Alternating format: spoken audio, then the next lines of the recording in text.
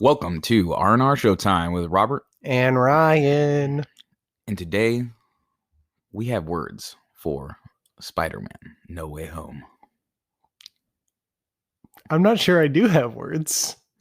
I have words. I have many words. Because I'm almost speechless about that movie. But I'm sure I can come up with something to say. I have things to say. All right. Do we want to start? I want to hear your rating first, Ryan. What is your rating? So I'm hovering back and forth between two letter grades.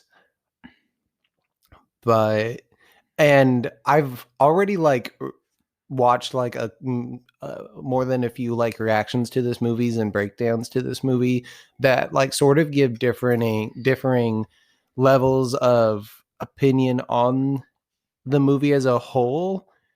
Some more favorable, some all generally favorable. Like out the gate, good. No matter what, good movie. Good movie is good. So wavering between two letter grades, and in this moment, I'm gonna put the A+ on it. Okay, right on. I'm not really hovering. I just have a rating. However, it could change maybe through more of this discussion. Like, a lot of times I feel like I gain something out of us talking here, and I'm able to change my opinion or improve or even lower it. But I would have B+. All right. I was getting the feeling that you were gonna be a little more critical of it. Yes, I think everybody. I've mentioned this rating to somebody else, like prior to them having seen it. They just say, "Hey, what's your rating? Like, don't tell me anything else." And I said B+, and they were like really surprised. And I realized from I've also watched some reviews and some Easter egg things for the movie, and I'm getting the general consensus that mine is a hot take right now, because I've also seen that some people are comparing this movie to Avengers Endgame. We both got a message with that sent to us about which one's better, and Avengers Endgame, for what it's worth, was my favorite movie that year, and is a full-throated, enthusiastic A+. Like there was no wavering for me on that movie. So Endgame is better. Yeah, Endgame is so much 100% better. However, I know why. I do understand why people might compare it to Endgame. But because of the fan, I think the most obvious comparison is all the fan reactions. Like watching this in the theater, I had two singular experiences of my life watching a film in a packed theater that were as raucous and enjoying of a movie. Endgame and this Spider-Man. Like I've seen, I went and saw a couple of the Star Wars on opening night, and I didn't get as loud of raucous cheering and stuff. I've seen plenty of things on opening night with packed theaters, but nothing is compared to Endgame and this. Yeah, actually, I've heard a lot of people about how their reactions during Endgame, and unfortunately, I didn't really have a theater that was being super raucous. There was the on your left, and everybody in the theater clapped and exclaimed. But I've seen other people's reaction where people are screaming the whole time and stuff. My theater is relatively quiet. However, this theater that I was in also, and even myself, I just want to even point out that I'm not trying to give this a bad rating by saying B+ when everybody else is, oh my God, this is an A movie. This is so good. I was exclaiming multiple times and getting a little bit teary, a little emotional at the emotional parts and stuff. To the point that you miss some of the words they're saying, because the crowd's so loud over the things that are happening. Yeah. So I'm not here trying to say that this movie is bad. However, I think I'd like to make a case for why it's not quite as good as everybody seems to be, thinking on a first watch, on initial reactions. All right. Yeah, that's definitely going to make this conversation a little more interesting, I'd say, because if we were both out here oh yeah, this movie's the greatest, oh my God, for an hour, it's going to get boring. So I'm actually excited to hear your take on it. Okay. So, maybe I can just launch into my comments, because I mean, obviously your comments are like, this was great, this was this and that. Maybe I can start with pointing out some things that weren't very good, right? Or things that make me lower the rating here. I want to start with the critical, because we can spend so much time on the good and the things that excited us. I'd say that I'm very curious to hear what you have to say first. So I want to say that before this movie came out, right, I was super excited for it, right? Obviously, I was like, oh my God, I had said multiple times, this is going to be the best movie of the year, right? This is going to be the best Marvel movie that comes out this year. Honestly, every time you said that, I was willing to believe that it was going to be the best Marvel movie of the year, but every time you said it was going to be the best movie of the year, I was like, I don't know about that. And especially like when I saw other movies that were like in my contention for best movie of the year, that were like normal, like drama, like probably will be nominated for best picture type movies that for me were the movie of the year. I had already seen movies like that captured my heart in a way that I went into this movie not thinking that it was going to be that. And we'll see what it is at the end of the year. But yeah, every time you said it was going to be the movie of the year, I almost thought you were like almost like being like a sort of playful, like, oh yeah, it's going to be movie of the year. Recognizing that putting that much pressure on this movie is not what this movie is going to be. Yeah, granted, I was being a little facetious, right? I was just, kind of hyping it up. But even believing that, right? From seeing the commercials, I have had this sort of a question, sort of this like idea, or I don't know, really just a thought, right? Which is that the commercials almost give us the premise of the movie, right? We see that Peter Parker is suffering from his identity having been revealed. And when we watch the movie, we see that not only is he suffering, but his friends and family are also suffering from all of the exposure, right? So he goes to Doctor Strange and asks him, hey, can you make everybody forget that I'm Peter Parker? And Doctor Strange basically is like, yeah, sure, I'll cast this spell. And during the casting, Peter is simply talking to him too much and interrupts him, and it messes up and corrupts the spell. So that, instead of it going into effect and erasing the memory, it pulls people from other universes that know who Peter Parker is to their universe. And I remember thinking in the commercials, right, before we even had more of the specific color on it from watching the movie, I was thinking, is this really the explanation for what's going on in the story? Like, Peter Parker needs his identity hidden again, so he goes to Doctor Strange to ask him to cast a spell.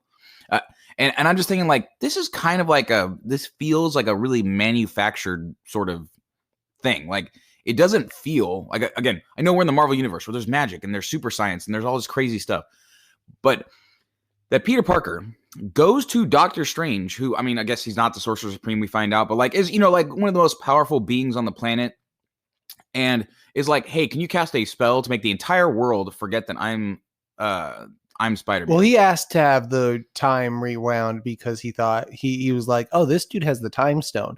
And then once there, Doctor Strange is like, but I can make people forget. Yeah. So, I mean, and the fact that Doctor Strange was like, well, the fact that he was like, not a little more dismissive of even the entire concept, right? He was like, we've already tampered with space-time enough, Parker. Not that he's like, Parker, are you serious? Have you seen what's happened when we mess around with these kind of things? You think you can just come in here and we can just go rewind time? Like, get out of here, kid. Are you silly? Like, you're silly. But that the whole premise of the movie is really just based on this, like, kind of, it's just such like a, I don't know. It's beyond almost my believability, right? It seems a little too like not, I don't know. I something about the whole premise just doesn't really sit right with me. And it feels kind of forced. It feels like they're like, oh, I guess Doctor Strange just decides to, do this thing for Peter Parker. And if it seemed like, right, if he was like, oh, I'll just cast a really simple spell. I can just cast a spell in the world, right? Real simple, easy. And it'll just make everybody forget, right? But Wong even tells him like, oh, using that spell is going to be flitting the I don't know exactly how he said it, but you're tampering with the lines between darkness and the verse reality and yada yada. He says that's like a dangerous spell that you're casting. And instead of what we got in the commercials, which was Wong saying, don't cast that spell, he says, leave me out of it, right? I'm Sorcerer Supreme. I'm supposed to make sure our reality stays together and everything. But yeah, do whatever you want, Steven. Do that dangerous spell of your own accord. And I'm just sitting here thinking, I'm like, why is so many factors just like kind of being cast aside here? Like, Doctor Strange having just a little more, I don't know, like responsibility or a little more awareness of like casting such a dangerous spell. Why is Wong, who's apparently a Sorcerer Supreme, not being more adamant about not casting this dangerous spell? Why is there not more standing in between them and doing this spell? If it was like life threatening, right? If it was, people are like, again, this is maybe just a solution, right? If people were attacking his friends and family, like they're in danger if his identity is not hidden, that might give me a little more reason to believe that they would go to the lengths to cast a spell. However, what we get communicated is that it's just a little inconvenient. Him specifically, he goes, even Doctor Strange yells at him afterwards. He says, you came to me and asked this spell about to specifically because you couldn't get into college. And you didn't even just go and retest or ask them or contest the getting into college thing. Like he says that right after they, bunk the spell or bungle the spell. And I'm like, well, yeah, like why did you even cast the spell for such a silly reason? Like before, when he didn't get into college, you were okay with this, but now that he just hasn't asked again, it made it less okay. I'm like, it was kind of a silly reason in the first place. Like, I mean, well, college wasn't the entire thing. It was, it's partially what the college represented. It's the future that these three kids kind of grew up wanting to like they're going to a science and technology, like high school, like the MIT is kind of like the grand thing, the one thing that they wanted. And based on what we saw, it looked like Peter got into 0 colleges. And Peter is, despite Tom Holland not being like an actual teenager, Peter Parker is an actual teenager. So him not thinking to do MIT and what have you, really, I don't question any of Peter's motivations. I see that your issue falls more on the Doctor Strange listening to Peter's side. Yeah. Again, like Peter doing these things, asking those questions, right? He is a teenager. And so him asking those questions is actually totally understandable, right? He's like, what? Oh, I know a wizard and he can just cast a spell and make this all better, right? My world is wrecked because me and my friends didn't get into college because of me, but also everything around it, Happy maybe getting into legal trouble, as we learned from Mr. Murdoch. Aunt May's like life is kind of like in chaos. Like everyone's life is like in chaos because of this event. So it's not just the college, but the college felt like the final straw of their hope for some return to normalcy, just like being taken away. And look, when Doctor Strange said, go plead your case with the college, I'm like, is that it? Peter Parker as Spider-Man, he could do that. That's not a normal thing anybody would think. You can just go to the college and ask, like, please reconsider. Like, that's not something normal people think is a thing. Yeah. And so here's even some little like counters, right? You said that Peter Parker or Spider-Man could go to the college and contest it, right? What Peter Parker or Spider-Man also could have done is go talk to any of the other dozen different heroes that are all like not wizards that could probably help him. Like, again, like they came away from Infinity War and he was standing in a massive crowd of people at Tony Stark's funeral who all are like connected to the government or different entities. And he might have, like, again, does he have a better relationship with Doctor Strange because they were on the same planet for like 20 minutes together fighting? They were on it, like, I guess that means that he's the closest one. Yeah, he's the only proper like Marvel superhero that we saw him actually spend time with in the movies. Like at the funeral, like sure, maybe he could have talked to all these people, but a lot of these people don't have power. The people with power and influence are dead in the case of Tony, or dead to the world in the case of Steve. Like Peter Parker had a strong tie to Tony Stark and no other real Avengers. And like he had some ties to Shield because he met up with Nick Fury in the prior movie, only to find out it wasn't actually Nick Fury, and Nick Fury's gone and he can't get into contact with Shield because apparently that's something that I would think that that's something they already tried to get in contact with, maybe through Happy, through the Stark Enterprises. Yeah, like I don't think that they. Now you can say we can think that they already tried that. However, we as moviegoers can't assume things that we don't see on the movie. I can't go, well, they must have already asked us. No, like if you don't show me that in the movie, that didn't happen, right?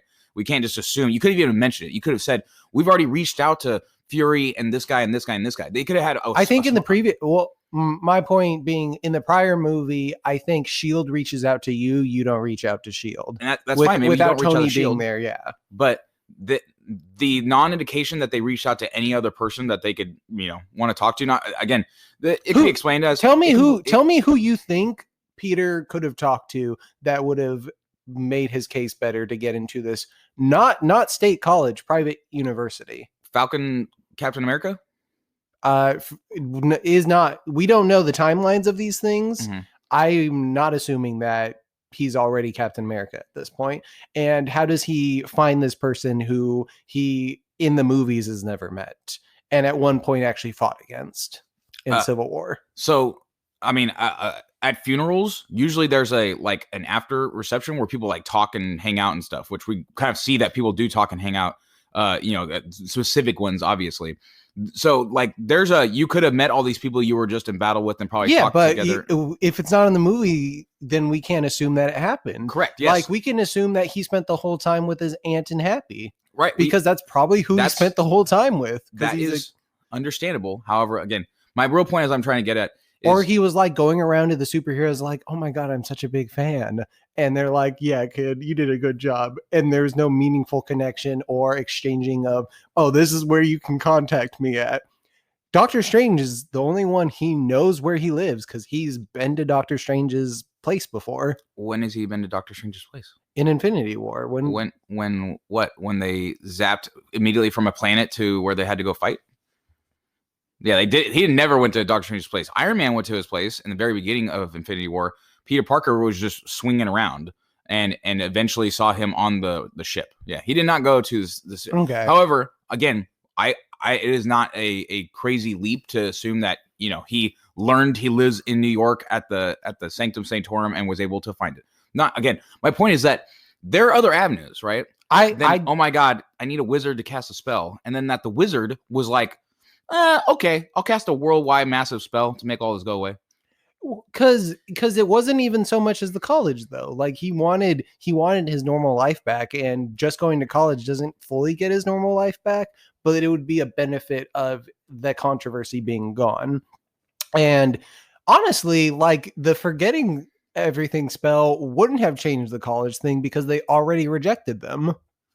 So really, like the college was kind of mute at that point. He wanted his normal life back. He wanted his loved ones to not have to suffer and stuff or have to deal with the burden of being friends with him or knowing Spider-Man and the controversy around it. So I'm understanding all that. See, I get all that. I get why. I'm just trying to figure out, who do you think he should have contacted? Because I don't accept that Falcon could have helped him at all, because we already saw that Falcon couldn't get a home loan for himself. Okay, here's the other, right? Happy with Stark Industries, right? The premier technology producer company on the planet. Who's in legal trouble? Who's in legal trouble for... I understand they're in legal trouble, but why do they don't still have pull, right? Every big company on the planet that exists today is in legal trouble for some stupid shit and still can like make things happen. Don't you think it would be some conflict of interest if Stark Industries was like, yes, this kid we gave power to all these deadly drones to, we're now going to use our influence to get him into a college? That's kind of... Maybe Peter doesn't want that. Maybe Happy doesn't want that publicity. Maybe Pepper doesn't want that publicity because Pepper doesn't necessarily have a strong relationship with Peter.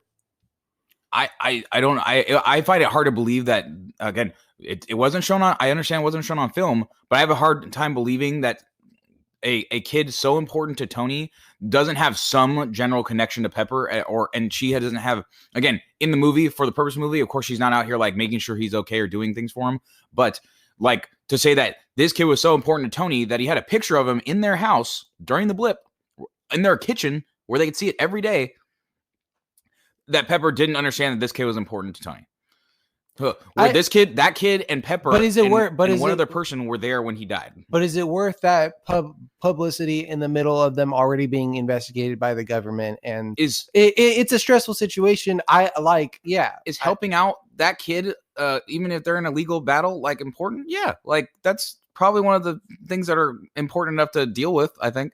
Nonetheless, my point is, right, is that again, you could say like, well, who else besides Doctor Strange? But Doctor Strange, he's going to be like, yeah, sure, I'll just cast the world-changing spell. My point is that Doctor Strange being willing to cast a world-changing spell is a little like, to me, right? And I know that it's based on the comics. I get that argument more than the Peter side. The Peter again, that's not. We don't even need to. Yeah, that doesn't matter. We don't need to stick to it's Peter him asking. I already acceded that Peter asking the question is not out of it, but Doctor Strange agreeing to it kind of is just like, I don't understand. If he is trying to protect the fabric of the multiverse so hard, and if that's a thing that he understands is important, then why would he even agree to do this? Why do we go make that happen? Why does he not like take a step to stop Peter from, I don't know. Again, it's like, oh, Peter kept talking, and I just am like, the whole thing seems wonky to me. That whole premise of the story seems kind of like forced, right? So that's just one issue I have. Also, the beginning of the movie. Can I address because we spent all that time on the Peter side of it, right? Yeah, my counter to Doctor Strange being willing to do this spell is Doctor Strange is a overly cocky bastard who's like, yeah, I could pull off that spell. Like, is it dangerous? Yeah, but like, I can do it. And this kid's cool. Like this kid's coming to me in his time of need. He needs me. Like people like to write off Doctor Strange as like being kind of like a cold bastard or what have you, but like he has a heart. Like we saw in the What If series that he has a heart and he's willing to do things that aren't necessarily the smartest decision when it comes to like his emotions, because he, as strange as he may be, he is a human deep down. And part of being a human is being kind of arrogant. And he's like, yeah, I can do this spell and it won't cause an issue, Wong. And Wong, honestly, the Wong reaction maybe is a little more viable, but maybe Wong has some faith in Strange because like Strange has already basically helped to save the world 2 times now. Those are my explanations. If you still have your reservations, I understand, but that is my thinking to the point where like the basic premise as an idea isn't an issue to me. If it's an issue to you, I understand that diminishing your ability to enjoy the movie, but yeah. So just as if I may, while what you're saying is totally fair, I may have some counters there, right? You say it's based on his emotion, right? Like we talk about how, we see in What If that, he has his emotion, he makes emotional decisions. One, that's a variant Doctor Strange who makes a more emotional decision, who specifically says, what if he lost his heart instead of his hand? In this our Doctor Strange here is barely connected to his Rachel McAdams character. I forget what her name is. Yeah. He's like, they're not even together. In this our 616, I mean, if that's what our reality is supposed to be called here, they're not together in this. And when he goes to seek that out, it's strictly for the vanity. It's for his because he wants to be able to be an expert surgeon again, is why he goes to seek out the healing for his hands, not because he wants to bring back his love and emotion. It's completely selfish. Also, to say if he makes emotional decisions and does stuff, he specifically says in Infinity War to Tony Stark, if it's a choice between you or the kid or the time stone, I'll sacrifice both of you in an instant. He says, me protecting the fabric of reality, right, doing my job, which the time stone essentially is like doing my job here, is more important than your lives, right? So if there's the thought that this spell that he's casting could mess up the fabric of reality, right? If he, I mean, right, he should understand the potential downsides of the spell. Wong literally just warned him, "Hey, this is skirting a really, dark place. Do whatever you need to do." Right? Again, I don't know why Wong didn't argue with him more. It made more sense what he said in the commercials than what he said in the actual movie. But tampering that just to kind of make Peter's life more convenient. That again, those things, what I just offered there. What we actually see of Doctor Strange, this one, not the what if one, goes kind of contrary to what he actually would do, right? I don't know why he's willing to tamper with the fabric of reality to make Peter Parker's life more convenient. Frankly, now again, for the premise of the movie, I know they just have to do it. I get that. Everybody's gonna say like, well, they just had to do it. Like this is a movie, like, and he just did do it. Like that's what he decided to do. I get it. However, I just look at the logic. I try to understand Doctor Strange's point and what I've been led to believe up to this point. I find it hard to believe that Doctor Strange would just agree to doing this, spell that had such big ramifications. That literally going wrong, this spell broke down their entire reality. I'm like, you cast a spell that big so that this kid could get into college? And I know it's more than that, but really? Like, it just seems big and far-fetched. And what I had hoped for was that when we got into the movie, I would see a little more that justified it, right? What I was hoping for is that, like I said, what would have made it a little better is if they were in danger. Like, if people were attacking them, if villains came to attack them, not like the ones that were obviously brought in the movie, but like people were hunting them down, his family was like in hiding or something. They kind of are. They're not in literal direct date. Nothing was communicated with. They're in an inconvenience, right? They're so like MJ still works at her regular job there in the city, right? So apparently they can have regular jobs. I know Happy's in legal trouble, but like that's more of a Stark Industries thing. A brick went through their window. Like Aunt May is not necessarily like fully safe, and like it doesn't articulate that they are like impending danger, but yeah, like their life's not great, and like. Again, Doctor Strange doesn't know the whole scenario. He just knows what Peter comes and tells him. And Peter is coming again, Doctor Strange is thinking that is forgetting this is a child, thinking this is an adult coming to him and saying, look, my stuff is like gone really bad. And look, like I'm willing to give you that it doesn't make a ton of sense, but I don't think it has. For me, even if I felt like that was a problem, I don't think it would have that much of an issue on the movie as a whole for me, because I've had bigger like leaps in logic in Marvel movies that I just went with. Right. And, I think we spent way too much time on this point. This isn't even like necessarily the main point I want to make here.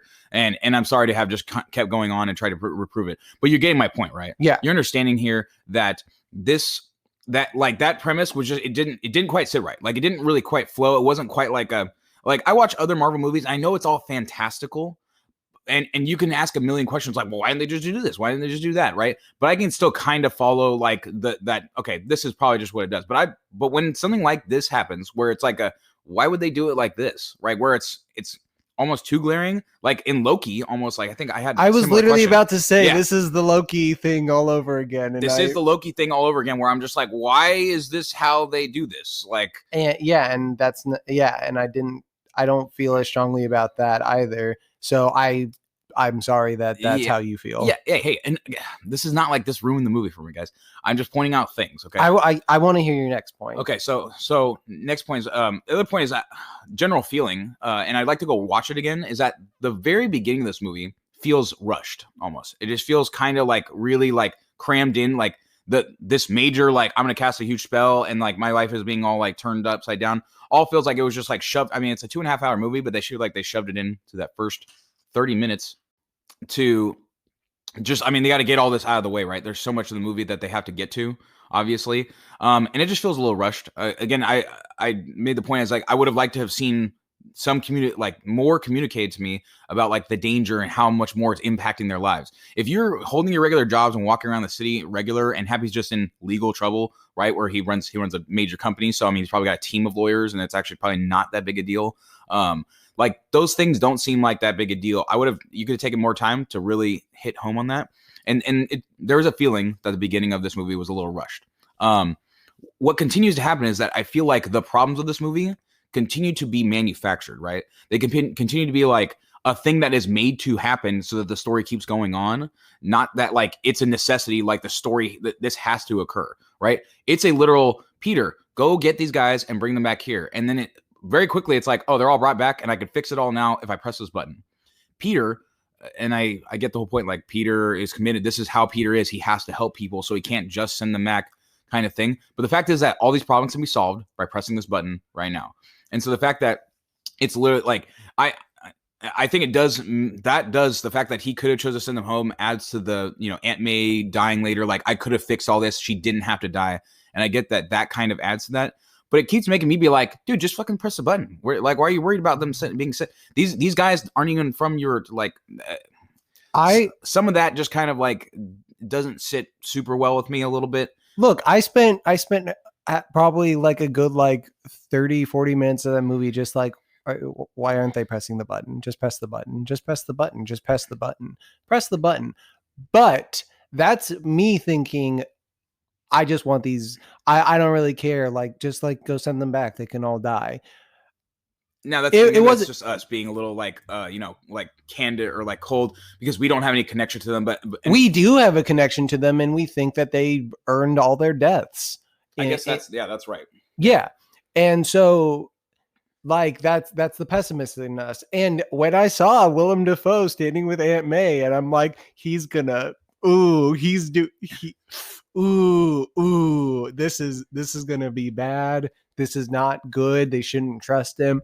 I knew that in that moment. But what they're seeing is this like frail, like mentally like challenged man who, like, when Peter brings them back, May asks Peter to like basically promise that he's gonna help this man. Mm-hmm. He makes a promise to his aunt, and like Aunt May, like, for what it's worth, she doesn't necessarily understand the bigger picture of the situation. She's just a normal person, but she makes Peter make a promise to help them. And when he brings them back and he's presented with the knowledge that when Norman goes back, he dies, that they all die, like he's confronted with like breaking the promise to his Aunt May. And that's where his like moral conflict comes in. And honestly, like I could see like the issue of not like just wanting the button pressed, but you get what I'm saying, right? Like, I'm understanding where you're coming from. Now, hey, let me ask you a question, because it's actually might lead into another point. What do you remember of Aunt May from Homecoming and Far From Home? From Homecoming, I feel like she's just like kind of there, right? Just kind of there. Far From Home, I remember her working with the outreach program to help people that return from the blip, because I assume that she was blipped. Mm-hmm. And so she's probably, she's working with charities. Okay. I actually can be totally wrong about this. However, from those movies, when I watch them, thing that doesn't stand out to me is Aunt May. Okay. I don't recall her very much. And I don't want to repeat this. I could be totally wrong. She could have been a more guiding principle in life. However, I don't really remember her being a Uncle Ben character from Spider-Man movies, right? I don't remember her being in which she's had multiple movies where she's existed, right? I don't remember her any time previously being really portrayed as this like strong, guiding sort of moral compass for Spider-Man in these other two movies. In this movie, I see them very purposefully make it a thing, like where now she has this role where she's like, well, Peter, you got to help them. You got to like very clearly like making it important, even though it's the wrong decision. Like really, quite generally, like they destroyed the Statue of Liberty and threatened people's lives, and she died. And like it was a wrong decision to say help these guys from other realities. Like I guess it's less pragmatic. Maybe it's not to say wrong, but it's not the pragmatic decision. She died, and she did not disagree with her sentiment. Yeah, well, she didn't know she was dying at that point, but she said that she did not regret her choice. And Peter definitely regretted it because he lost Aunt May. Yeah. But by the end of the movie, I don't think Peter's regret was the decision to help these people. I think Peter's regret was doing the spell to begin with. And I understand. Like at the end, he paid for it of him. Like he said, you know, I realize I fucked this all up, so I'll take the ultimate sacrifice here, which is what Spider-Man does. And I get like Spider-Man will sacrifice for others. Great power comes great responsibility. However, I just don't think, and I would have to actually go back and watch those other Spider-Mans to really make this a good point and have some real weight behind this. But I don't think that Aunt May was ever truly that real the character that should have delivered the with great power comes great responsibility. Obviously, it's the easy simile, like, oh, it's Aunt May instead of Uncle Ben in this reality, right? But you know what? To me, honestly, this Peter Parker's Uncle Ben was Tony Stark. He's where like the emotional, like, I mean, he in Homecoming, he was like, kid, hey, you need to like measure up. You need to do that. He's the one that was delivering him those things. He's the character that literally died for him and made an emotional impact on him all Far From Home. That was like his whole basis there, right? His I have this weight on my shoulders to now have a responsibility to protect people. And but like, frankly, Tony Stark should have been the one that delivered that line in another movie, not Aunt May, where we get these, like, again, she was a nice person, but I don't remember her being this strong influence, moral compass on Peter. And then this movie, we get these like forced moments where she's like, no, Peter, you got to do this and da da da. And then we have a moment where she dies. And I'm just saying that her dying scene was oh, I'm fine. Gets up, just generally is okay, has like a regular conversation, and then it's like, oh. But she never like really got up. They stood up and stand there and have that conversation. And then while she's talking to him, just slowly starts going, and starts laying down. And then he vaguely touches some part on her body, which we don't really see, and brings out blood. I don't know what kind of wound she has. She didn't even look that wounded standing up, because she does. She stands fully up after they get into a huge explosion. In shock. Yeah, in shock. That's understandable. But the whole moment seems like very not like. I just sat there. I remember saying, I was like, she should just not got up. She should have been like covered in rubble, like clearly dying, and then delivered those lines. And it would have been like, okay, wow, she's really dying. Her standing up and basically having a regular conversation with him, and then being like, oh, I'm fading. I'm slowly dying. I'm laying down. Oh no. With a wound we don't even really see is like, what did you guys like not film? Did you guys like throw this scene in later and have to film it in like, you know, a couple takes or something like this? It felt really weird to me, right?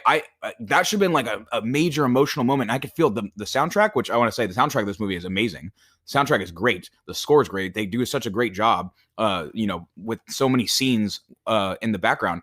And the music is swelling here, and I'm just like, what? Is she dying now? Like, I thought she was going to die, but then she just wasn't dead, and now she is dying. So she is dying. Okay, all right, I guess she's dying. I didn't have an emotional connection to that scene. Peter, Tom Holland, fantastic job with his emotion, right? He was doing great. Her, and it's not that she did a bad job acting, I just think that this was written badly. Like, how that scene was portrayed was not, like, done in a way that maybe even feel an emotional connection to it. So...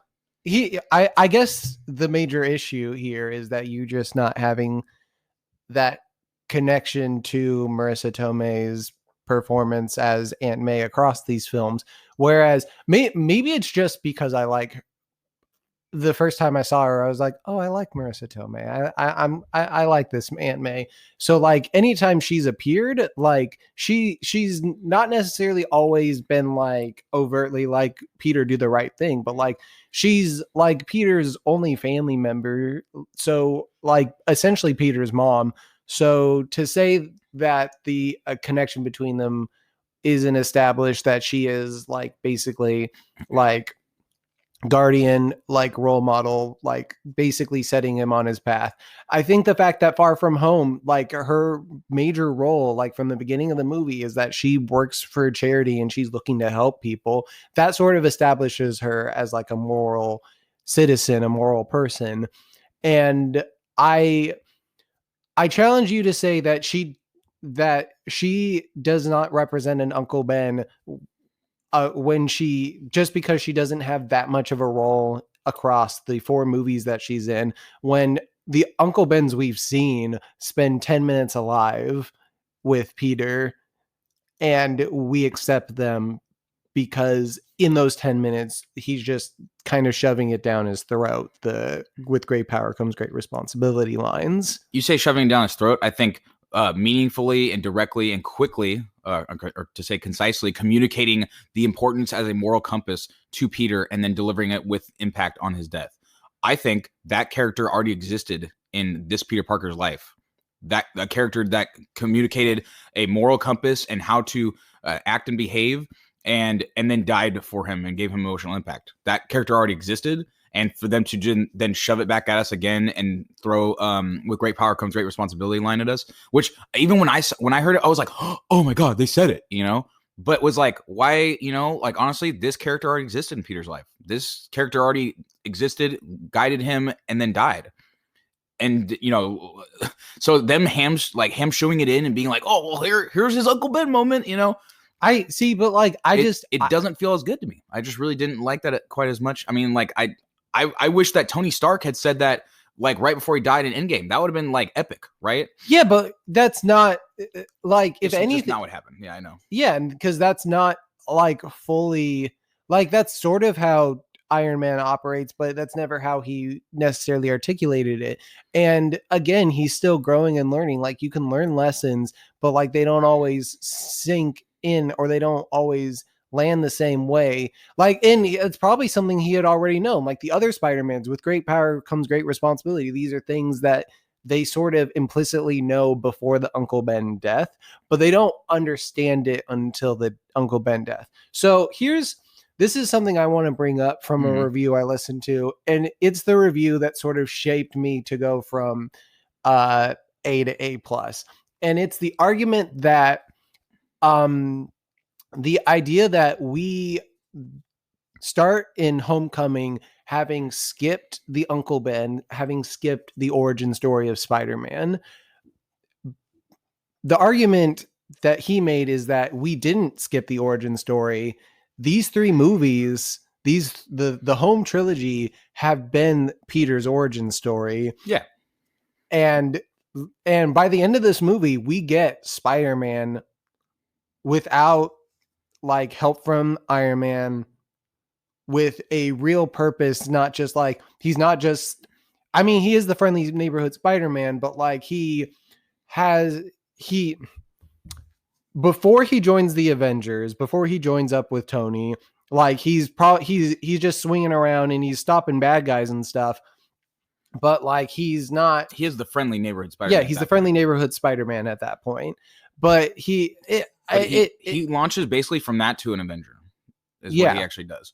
So I think I know where you're going, but here, you can go ahead and finish. And he's given the robot suit in the first Spider-Man movie we're given. So he's basically, you get the sense that he's kind of an overpowered Spider-Man to begin with. He's been given training wheels, and then in Far From Home, like, he's teaming up with S.H.I.E.L.D. And again, he has he's the Iron Spider, really. He's giving in a mini Iron Man suit with his Spider-Man powers. So. Yeah. And then even in this movie, he doesn't spend the whole time with the Iron Man thing, but he has it for like a good amount of the movie. And he still has like connections to Tony Stark through Happy, and he still has some like leverage and things and stuff. But it isn't until like the end of the movie that we finally see a Peter Parker that feels like the Peter Parkers we've seen in the other movies, where it's just this broke dude with a costume he sewed together trying to make his city a better place. I actually totally love that. I love that about the ending, because I felt that already. I felt like now he's going to just be Spider-Man himself. Peter Parker, the obscure guy that's just Spider-Man, right? With, like, obviously other ones have Mary Janes and their allies or all that stuff. But yeah, I love that. I thought it was great. Like, again, I'm talking about I'm going hard on the criticism right now because it's so easy to say all the nice things about this movie. Yeah. And I totally feel that. I felt that too and I think I don't know if I heard the same review, but I basically did hear the same point communicated with Chet, is that these three movies are his origin story. And now, Spider-Man is Spider-Man again. And that all still holds weight and is good, but I think that they made a mistake trying to force Aunt May to be the Uncle Ben here when he already had an Uncle Ben. That's just a premise. I believe that I can't unfeel that, right? Yeah. Like, for me, like, the real true emotional impact was Tony Stark and Iron Man. And that's how it really, and then in this movie, making it be Aunt May now, and giving us these scenes. I know that they purposefully, the scenes, like, I'm watching this as like, not just as an experience, right? I watched this and was like not trying to dissect it, but I felt these things as it was happening. I wasn't trying to sit here and be like, oh, this movie, and like I was trying to have the most genuine experience. You know, I was getting emotional. I was exclaiming when I saw. I was literally starting to freak out when I saw, in the alleyway, the Spider-Man coming through the portal. I was like, oh my god, it's gonna be, oh god, it's Andrew Garfield, right? I'm freaking out too, but I still can't help but have these thoughts in my head where I'm watching that Aunt May scene and being like, and again, great power comes great responsibility. I was like, oh my god, but I also felt like, I'm like, you guys really just had to make that a thing, didn't you? It almost felt forced. It almost felt like you really just had to try and make her the Uncle Ben and use that line. You just threw that at us, didn't you? When he already had an Uncle Ben, is my premise, and I'll argue this actually pretty much forever, is that this Peter Parker already has Uncle Ben. Whether he said that line or not, he had a guiding principle in his life that tried to give him a moral compass and teach him to do right. And died and left that impact on him. And we had a whole movie that was the after effect of him having the impact and leaving him with great responsibility and great power. Literally left him with like glasses that let him control a like death machine, and he had to be responsible for it. And when he tried to not be responsible for that power and gave it to somebody else, it went wrong. So he had to go fix his mistake and take that power and responsibility back. There's an entire movie without saying those words that communicates that entire premise. And then they came back here and were like, oh, but it was Aunt May that actually taught him that idea. This whole last movie, he didn't get the point of great power and great responsibility. Whether it was, we don't need those words. Like in actions in a movie, we saw him learning that lesson, I think, and having it communicated to him by his Uncle Ben figure. So I will not ever get off the argument that them doing that with Aunt May in this movie was kind of just like it was just like sort of a weak move, honestly. Like I get it, it was cool. It was still whatever moment, but like I think they lessened the impact by trying to just force it to be her right there at the end. And this, okay, so what this does is it sort of brings me to almost a way I can try to encapsulate more of my criticism, right?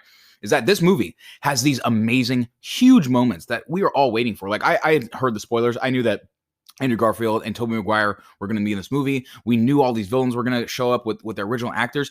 And this movie has oh my God, like everybody in the theater is freaking out when we get to see these characters in even more to their true costumes. I mean, you're watching Electro when he shoots his things, literally have the Electro symbol over his face, like in his original costume, the big star thing on his eyes. You have Green Goblin basically with this tattered purple hood thing that came from his, the hoodie. So he looks like his original, hooded goblin from the comics. Like so many things. Andrew Garfield and Tobey Maguire showing up, them have, oh my God, I gotta say, I loved all the interactions between every Spider-Man. They were so good. They were like, oh my God, this is everything right now. Even the I don't know if you caught it. They all point at each other. They do the three-way point thing. I was like, oh my freaking God. Like just dying, right? There's so many moments that like literally like well you up with so much like emotion, excitement, all this whatever that was going on. This movie is like so great for all those moments. But this movie literally just basically crutches on these massive moments. This movie is all it just, I'm trying to remember what the words were I used before, but this movie uses all those moments as a crutch. Really, like those are such huge, amazing, fantastic moments that you could put those in any movie, like do anything with the story, and all of those are going to have the same amount of impact. Because we, as audiences, for the most part, right, we're assuming everybody that's watching this has seen all those other Spider-Man movies. This movie is relying on the impact of 5 other movies. And sorry, not 5 other movies. I'm not even including all the other Spider-Man movies, right? We're talking 7 other movies and Avengers and almost 10 other movies, including all the other Spider-Man movies. This movie has the weight of 10 other movies. And spanning over, I don't know when was when that first Tobey Maguire Spider-Man? 2002. 2002. We're talking almost 20 years of movies. This is why, right? I could see why people were comparing it to Avengers Endgame, right? It has a similar thing where the weight of all these movies, of so many years worth of movies, are culminating in this one movie. That's why people can compare those two.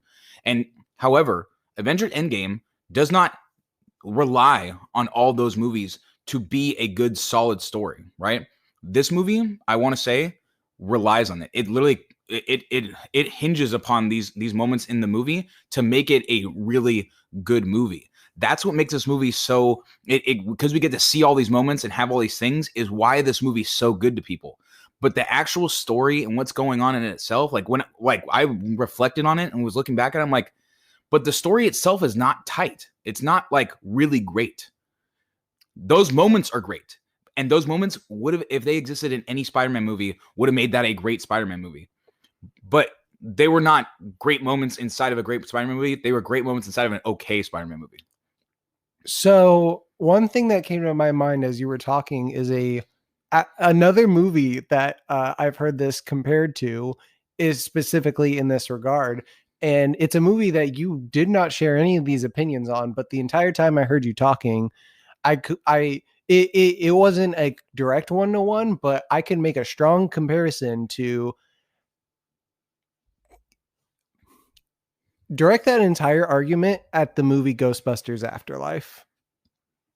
A movie that has maybe not as many movies like on it, but the cult around that original movie, which was like what 40 years ago almost, and like video games, other movies, TV shows like that, like say what you will about the Spider-Man movies having their power, the original Ghostbusters has its own power.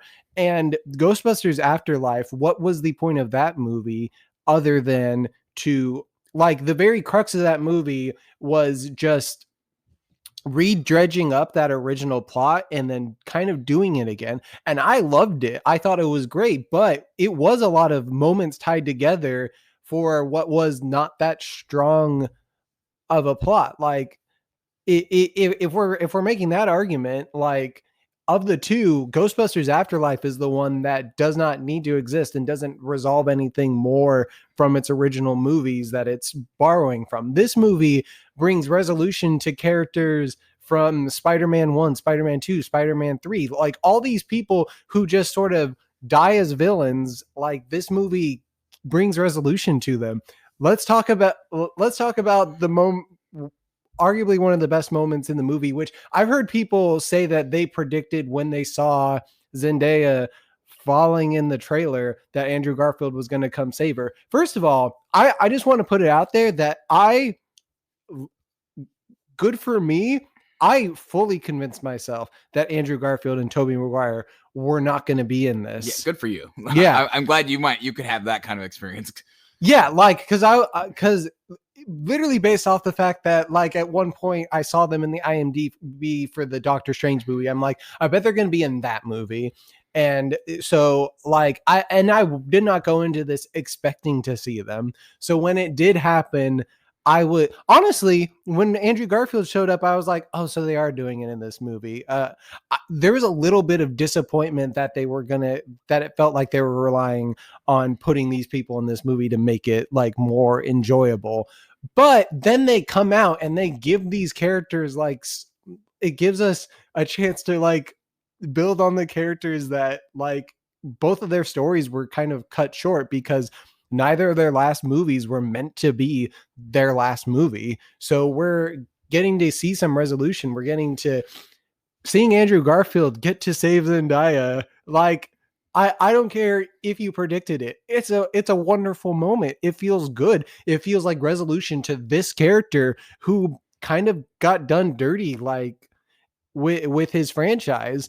And like finding out that Tobey Maguire, getting to see Tobey Maguire not only be the Peter Parker that stops Peter Parker from making that bad decision that both of the other Peters regret making, killing a person, getting to see Peter Parker stop Peter from making the bad decision, and in that same moment, seeing Peter saving Norman from the same glider that killed him before. Yeah, like, exactly. That's a great moment. Yeah, that is such a wonderful, perfect, amazing moment. I agree with that. Yeah, like it feels like at first you think that it's this cheap cash grab, but it kind of builds on, if anything, like the Lizard and maybe a little bit of Sandman were like kind of like not done that great. Like you don't get a ton of their characters and you don't get a ton of development because one of them was already essentially a good guy. He just needed to be cured like of his sand. And the other dude, I don't really know. I never saw The Amazing Spider-Man, so I don't know Lizard's story. But Electro, like, was, to my understanding, a decent guy. Like, he was a bit of a nerd, but he was a fine person before the electric eel incident. Yeah, and then he basically was just like he was like a downtrodden sort of like super nerd guy that then got the incel with power. Yeah, and then he got the power and was like, I want to take revenge on the people that wronged me. And he was also like, it kind of like drove him a little bit crazy. Like he became unstable because of it. Power drove him crazy. And Otto Octavius, like having the chip fixed to like make him and give him like that thing that he was working on, like his life's purpose, the thing that he lost his greatest love to, like having him being able to like get a second chance. And Tony Stark built it in a cave in 5 days. Dude, I remember thinking when he got the arc reactor and stuff, and I was like, man, if you go back and look, he really was literally looking to build an arc reactor and was like, big deal, did all this stuff for it. And then I remember just thinking in my head, I was like, and Tony Stark built it in a cave in 5 days or whatever that like line that Obadiah says in Iron Man 1. And I'm just like, ugh. Wow, you're supposed to be a genius in your universe. Our geniuses are way better than yours. Like, yeah, I think it establishes that the MCU like is a little bit higher up. Yeah, our geniuses are genius. Your geniuses are like pretty cool, you know? Yeah. Like he thinks that his genius was building the arc reactor. His actual genius was building octopus arms. Yeah. Yeah, frankly, I mean, your octopus arms are way more impressive sentient than your basically. You basically built a bomb. Like, good job. Like those existed already. Yeah. Yeah. I am not even in disagreement with any of the things you're saying right now. Like all those things are like they are so fantastic. I couldn't sit here and talk enough about how all those moments are amazing. And every moment Willem Dafoe's on the screen is just a treat. It's just a delight. And I heard some. I didn't even realize that they did de-aging on Willem Dafoe and Alfred Molina, right? Which I didn't either. Yeah. Yeah, I guess, but it makes sense though because they are like, I mean, they're both like 20 years older or almost than their previous reprisals. So I mean, but yeah, they just look great. And Willem Dafoe, wow, fantastic. Even Alfred Molina, I think he was doing a great job, really, as being Doc Ock. They all performed really well. Every actor in this movie performs well. Like I have one thing I also want to say, and now this actually isn't like a strong criticism at all. It's kind of like I feel like Michelle Jones, MJ, right? Apparently I didn't realize her name is not Mary Jane. It's Michelle Jones. Her name is Michelle Jones Watson. Yeah. Michelle Jones Watson. Yeah. So her name is Michelle. Yeah. So MJ in our movie here, like has like in the previous two movies she had this very clear like sort of demeanor, which is like this like apathetic sort of unaffected teenager, very like witty and sarcastic. And in this movie, like we got a few moments of it like with the Doctor Strange thing, but like totally like kind of different though, like very much like a little more like, oh, I'm like Peter's support and stuff like that, understandably. But I was kind of like, I think you guys kind of did like a little bit of a 90-degree turn on her personality a little bit. I think that the character she put on is a normal like sort of thing that teenagers might do to like put on to make themselves feel cooler. But once they like have friends that they can like be themselves around, like they let their more vulnerable selves out. And that's fair. Except that she was doing that with other people that weren't her friends. Like Doctor Strange, who she just met. Oh, no, actually, no, she was being sarcastic in that moment, I guess. Yeah, I just was like, I kind of liked her being like that in these other movies. And now, like, that was like a cool, distinct personality she had. And I liked that. And then this movie, it became a little less of a thing. So, but that could just be her growing, right? She doesn't have to be the same. So I'm not like saying like that was girls bad. Mature faster than boys. I hope they've all matured a fair amount. They're literally about to go to college. So, and they're all in what as you said before, like advanced science school. So they should all be at a decent level of maturity. Peter Parker has saved the world, multiple times now. So look, but your emotional maturity at 18 is not at least for me, I was not a mature adult when I was 18 years old. I don't think I was a mature adult when I was 21 years old. Fair. So, but yeah, this, again, these moments that existed, all those moments are so fantastic. Right.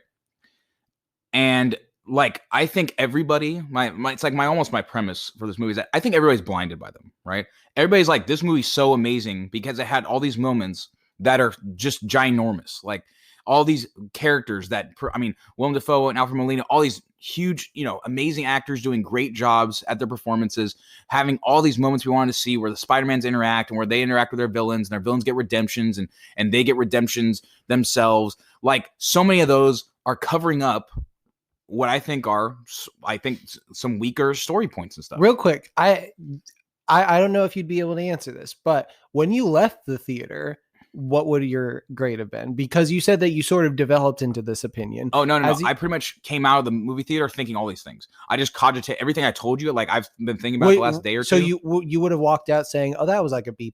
Yeah. All those thoughts. Like I was watching that movie, feeling all the excitement and having gasping and yelling and clapping and wooting and hollering at all the cool moments. Like when Tobey Maguire and Andrew, when everybody appeared and all these cool things, when Doc Ock shows up, when all those things happened, I was just as much excited and there in those moments, right? I wasn't like taken out of the movie and I'm like, oh man, this movie's like blah blah. I was loving it. I was truly loving that movie. But I could not unsee those things. If anything, if those were moments were actually greater, or if this story was just slightly better, like there's things that could have been done to improve it. Like that May thing, I'm not going to get over that. It feels like it was forced. It feels forced. Like that's not how they should have done it. They should have given me a flashback of Iron Man telling Peter, with great power comes great responsibility. We should have, honestly, here's another good thing. Here's another like thing they could have done differently that I would have been more okay with, is Tobey Maguire getting stabbed, right? Which I also thought was like, this guy got stabbed in the back and he's just going to be like, oh yeah, I've been stabbed before. He has though. He has, but he has. And that is fair. I get that he's been stabbed. I'm like, so you're saying that Green Goblin has straight full view on his back and he doesn't stab him in a place that kills him? Like, luckily I got stabbed in a place that doesn't murder me, right? Because you could just get stabbed in one of any vital organs and it doesn't matter if you're Spider-Man, you're going to die. Because Spider-Man has been communicated, he's not like impervious. He gets stabbed in the heart or the lung, he's probably going to bleed out and die. Should have just been stabbed there, been slowly dying, and then delivered to both of them the line, Peter, this is something my Uncle Ben told me and I don't want you to forget this. With great power comes great responsibility. Like I would have actually liked that more, because it would have. I don't. It's okay if you don't like that, but I feel like I would have liked that line more, because it would have made more sense. Like he's delivering a line that this Peter's never heard before, and I appreciate, brother. I genuinely appreciate it every time that you come up with like alternatives that you think would make the movie better. But I can't say that would make it better. However, or that would make it better for you. But sometimes, and in this case, I genuinely think that would make the movie worse, and I would have probably like disliked it if something like that happened. Maybe you're right then. Maybe you're right. I'm just saying. One, I also did have a slight problem with the fact that he gets stabbed and it just has no bearing. Why'd you stab him? I think that's fair. Like honestly, I think it would have been cooler if he died. I honestly, in the moment, I saw it coming that he was going to get stabbed, but I was angry at the thought that they were just going to kill him that willy-nilly, because it wouldn't have meant that much if he had died right there. It kind of wouldn't have, and you're right, but I was just like, then why did you even do it? Like it was totally purposeless. Him getting stabbed actually had literally no purpose at all. It was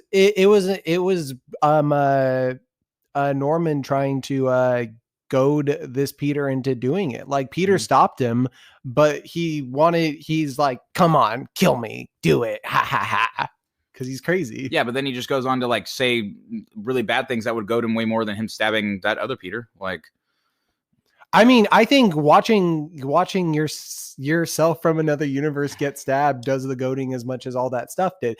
But it was Peter's ability to rise above that moment, like after he himself had to stop himself from doing it and getting the help from himself. Like we understand it's a good moment. Yeah. Overall, we don't agree with the getting stabbed.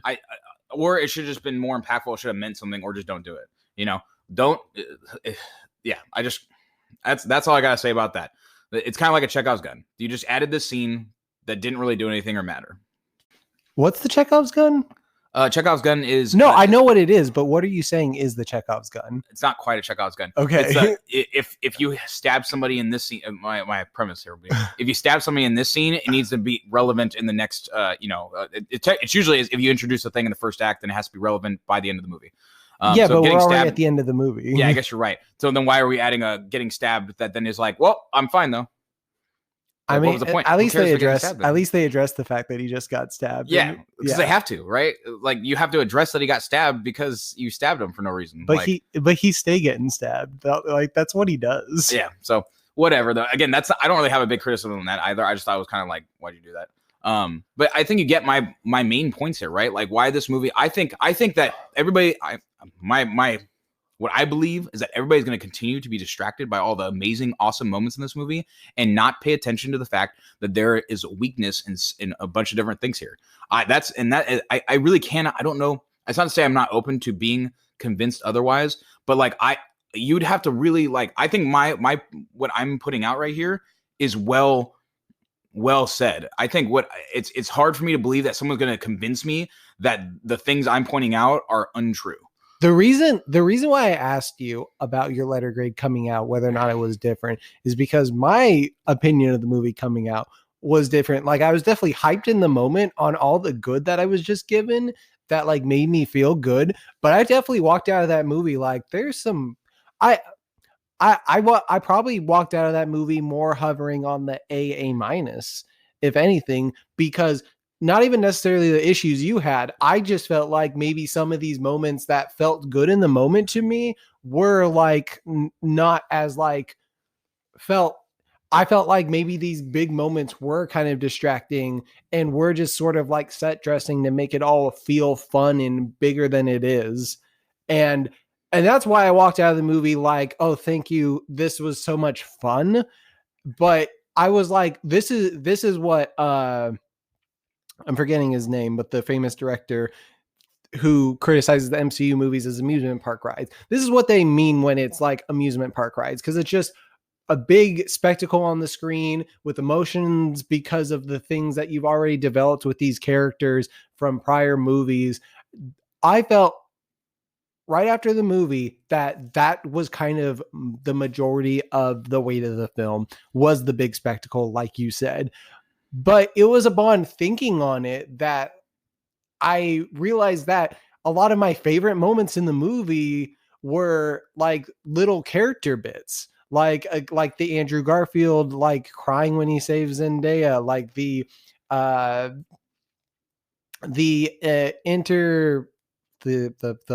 dialogues between the Spider-Men talking to each other, like, which I guess are fan service moments, but like are also like human moments of these people talking to each other, like recognizing that the arc of the home trilogy leads into Spider-Man becoming the Spider-Man that we know and love, the friendly neighborhood Spider-Man, not the Iron Spider. All these like things that are big spectacles just add to what is a lot of good writing and good setup and good, like, the say what you will about your feelings on the Aunt May death, but I didn't think that they were going to kill Aunt May. I didn't see it coming that she would be the Uncle Ben. But as she said that line, I was like, honestly, when she said that line, I was like, oh, she's just repeating what like something Uncle Ben probably used to say.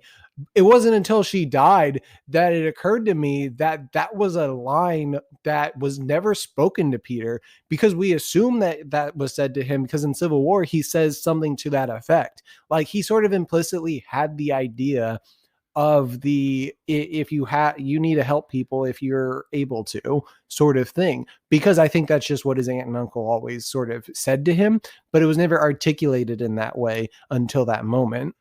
It was articulated to us, the audience, really, because again, my premise is that Far From Home was an entire movie where he learned the full weight of that entire concept. So her saying it was not even for Peter, it was for us.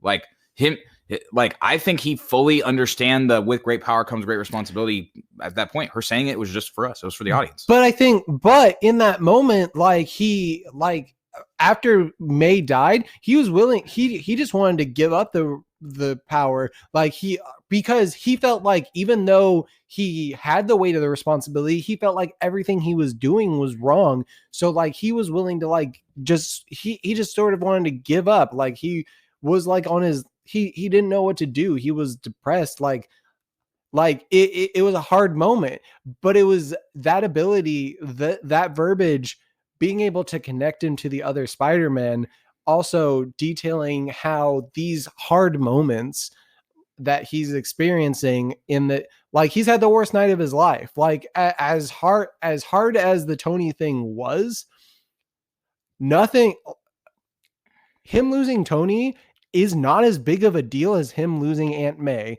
And I will not hear, like, look, him losing Tony was a big deal. Him losing his Uncle Ben probably was a big deal for him at the time. But him losing Aunt May at this point is kind of the worst thing that has ever happened to him.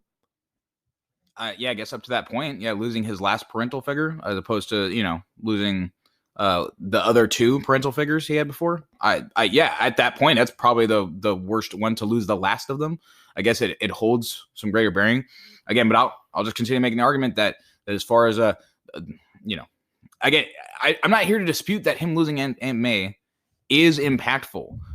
What I'm saying is that the person that delivers that line and teaches him that concept was not Aunt May. Or at least that's not what was really up until this movie where they wanted to give us that line. We did not really have that communicated to us in the movie. So here's the real argument then.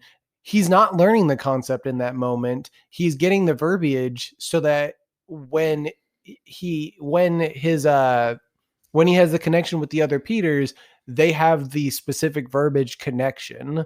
Like he already knew the concept, and the other Peters kind of already knew the concepts before their Uncle Ben's death. But this Peter straight up literally knew that concept on Jump Out the Gate in Civil War. He articulated the concept without saying it. Like at the time we were just like, oh, they don't want to say it, but Uncle Ben told him with great power comes great responsibility. And in the Aunt May moment, it's sort of just every time he learns it, it's just sort of trying to reaffirm it in this growing kid's head, because like it's not unfounded to say that like he does a lot of things that kind of make things worse off for his loved ones. Like you could argue that like Homecoming isn't really, he doesn't do anything that's his fault. But Far From Home, the conflict of that movie, the major end of the movie conflict was kind of his fault. This movie, kind of everything is his fault. Yeah. And including like the stuff from Jump Out the Gate, like everything happening to his family, he feels is his fault.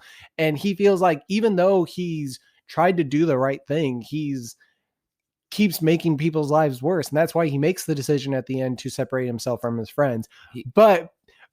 And so he understands the concept of great power comes great responsibility, but he also is he just feels so frustrated and like downtrodden, because every time he tries to do stuff, it always feels like things don't work out. And like sometimes they do, but like this time they didn't work out in a bad way, and he felt defeated and he felt alone. He didn't have Iron Man to come save him. He didn't have Aunt May to come console him. Like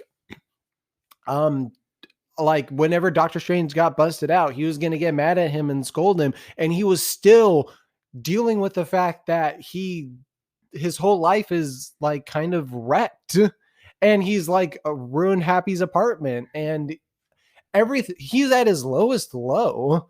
And so her saying it in that moment, you're right that it is sort of like symbolic for us as an audience. But in my opinion, her saying it in that moment didn't hit that hard. When they said it as collective Spider-Men, that's when the moment hit. And that's what the Aunt May moment teed up, his ability to have that connection. Because even though he had Uncle Ben moments before, he had his first Uncle Ben, he had his Tony Stark, it was this Aunt May one that triggered that truly brutal connection. Because look, like we don't know what Tom or what this Peter Parker's reaction to the other deaths were. Like when Tony died, everything was fine. Peter didn't have anybody to get angry at and try to kill. We don't know how Uncle Ben died, but this is the first one where he felt like the death was his fault. And that's the thing. The Uncle Ben death had to be Peter's fault. In the other two cases, the Gwen Stefani, or Gwen Stacy, not Gwen Stefani, the Gwen Stacy death felt like it was his fault. Mhm. Uncle Ben's death felt like it was his fault. Mhm. And Aunt May's death felt like it was his fault. And that's sort of the crux of it, that like he's going to make mistakes and things are going to happen, but he still has a responsibility to do the right thing. And that's what it's there for. Yeah. I think actually you making that last point right there where you said the pointing out the, Uncle Ben's death, Gwen Stacy's death and Aunt May's death were their fault. And that's why it really forces them to hold true to keeping that thing. That actually makes a great point there. However, I want to say, it also taps into the rage that they feel in the post moment where Yeah. all the Peters get this bloodlust after it happens. Yeah. And Andrew Garfield actually points out, which again, great, thing that he's there. He's like, after that, I just let loose. Like after that, he basically just, he went harder and he said he stopped pulling his punches. Right. So he's like, because of that, like I stopped being, merciful and stuff. I started like going for the kill. And he says that he closed himself off to love and relationships. And it was a mistake doing that. Yeah. However, I want to say like, and that's all, that's actually good. It does help me better. Like I see that and I'm like, okay, I see why that has to be the impact and stuff. But even you did say that her doing that didn't have quite as much weight as then until he said it to them. So them is where it adds more impact. Right. And I want to say that the final, decision of this movie, right? Where Peter has to say, just cast a new spell, make everyone forget me, right? Which is basically like sacrifice myself, right? To save everyone right now. Did Aunt May teach him a sacrifice himself to save everyone? Or did Iron Man? I mean, but that's not. Uncle Ben instilled the do these things and keep, fighting for people. I don't think Gwen Stacy even really instilled that. I mean, I don't know if Uncle Ben was the one that delivered the great power comes great. I think it still delivered the line, but it was about the death. The feeling like you caused someone's death. Those deaths were like the things that make them feel like they need to take more responsibility. But the decision that saves the world, that's not how it applies to the Gwen Stacy case because maybe because she doesn't die until like partway through the second movie. I think again, Aunt May, that line, right? It connects in so many ways, but like Spider-Man making his ultimate sacrifice in this movie is not something he learns from Aunt May. It's something he learned from Iron Man. Being willing to make an ultimate sacrifice that will save all my friends and family. Like the world is crumbling, but if you sacrifice yourself, like he doesn't have to die. He didn't even have to die. He just has to, everybody that knows and loves you will forget you, right? He just had to make that sacrifice, which is it's the equivalent of sacrificing yourself. Like whether he goes and talks to MJ again and like, hey, happy, Doctor Strange, I'm this person, right? He has to sacrifice everything he is to save everyone else. And Aunt May didn't teach him that. Iron Man did. And he was willing to do that because of Iron Man, I think. You say that, but we're dealing with different Peters beginning and end of the movie, though. We have a Peter at the beginning of the movie who's willing to tamper with a spell like that. Like, had he just let the spell go through without his tampering, like things would have been better for all his loved ones. But he wanted to. He just felt the need. Like even when Doctor Strange was like, "You need to stop, kid. You're just messing with the spell." He felt the need to like step in and be like, "Oh, but I have these personal things that will make this spell better." He's still operating in some level of selfishness, like because he needs to have the relationship with the ones he loved, because it wasn't a fully selfless act he was doing at that moment. Like, but it wasn't until the end of the movie, after he went through, his character had to develop. He had to go through suffering. He had to like learn from not just Aunt May, but learn from the other Peters who he doesn't meet until after Aunt May. They're the ones that are also teaching him lessons. Like it's not all just May teaching him this stuff. And you're right that that end sacrifice probably is a result from Tony Stark, is a result of all the things, all the influences of his life, because we're not just like Uncle Ben isn't the only reason why the other two Spider-Men are good people. They like the Tobey Maguire Spider-Man has 3 movies of him like weighing like different feelings. Alfred Molina teaches that Peter, like sort of the similar, like great power, great responsibility lines in a sort of way. I actually watched like someone sort of recap like how in that movie, Alfred Molina's character as Otto Octavius sort of implies great intelligence requires you to like do something with it, sort of thing. So these other Peters are still learning from people in their lives other than Uncle Ben. So to say that Aunt May's impact to him in that moment isn't that big of a deal because he already was impacted by Tony Stark 2 movies ago, like it is diminishing the idea that people keep growing and people keep changing. But I don't think you're understanding what I'm communicating here. I'm not saying that he's not learning from multiple factors, because it's clear, right, that he learns from those Peters and he learns from Aunt May, he learns from everybody. I understand that. What I'm contesting here is that they try to take Aunt May and put her in a role that already exists as far as like what kind of influence it should have, right? The instilling the idea of great power comes great responsibility. I think that real true concept came from Iron Man. But that's not the point of her saying it in that moment, though. Because he already knew it. He already knew it before Iron Man. That's the point. I get like that. You saying that it came from Iron Man, even though like we have Peter telling Iron Man the same thing to him in Civil War. Like, yeah, does Spider-Man did Iron Man like represent that and represent sacrifice in Endgame? Yes. Did he teach these things, and has Peter learned this before? Yes. But it's the way that the words were said to him in this moment, like right before he has like the greatest loss of his life. It's like, and it's a compounding effect. Like you can learn something over and over again and like suffer, but like one suffering doesn't, like, just because you suffered from one person dying in your life doesn't mean future ones don't mean anything. That's not what I'm saying. Yeah, I know. I get that's what you're saying, but like to boil it down to this Aunt May saying it doesn't mean that much because Iron Man already had that in his life.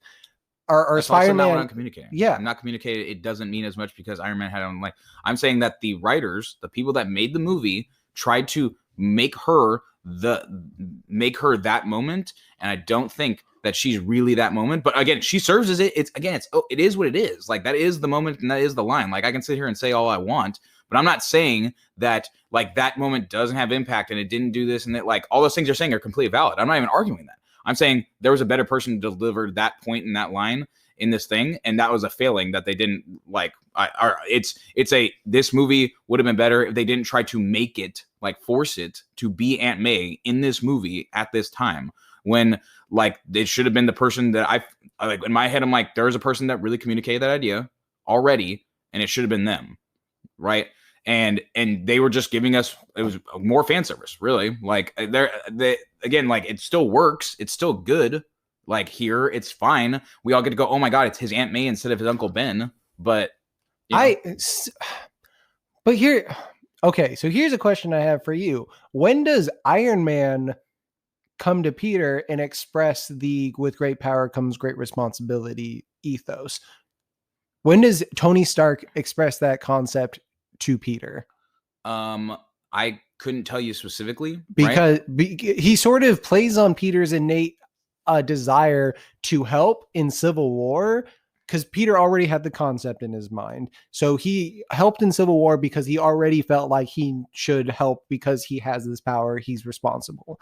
That's why he joined up with Iron Man. Honestly, it's kind of weird that Tony went and like recruited this kid to go do some dangerous stuff to begin with. And then Homecoming, he like when Peter is trying to use his power to take some responsibility and help the world, Iron Man's like, no, you're a kid. Like you don't need to be working on this. Like leave it to the adults.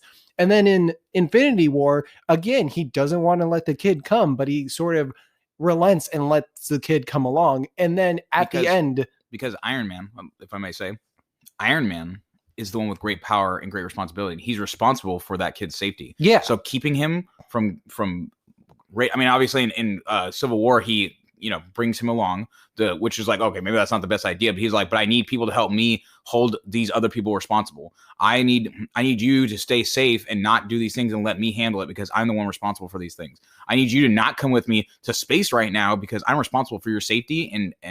And when he fails, but then he still let him come to space, and then he still let him come in the Civil War. They're already on a rocket blasting off into freaking space. He couldn't stop him. Yeah, but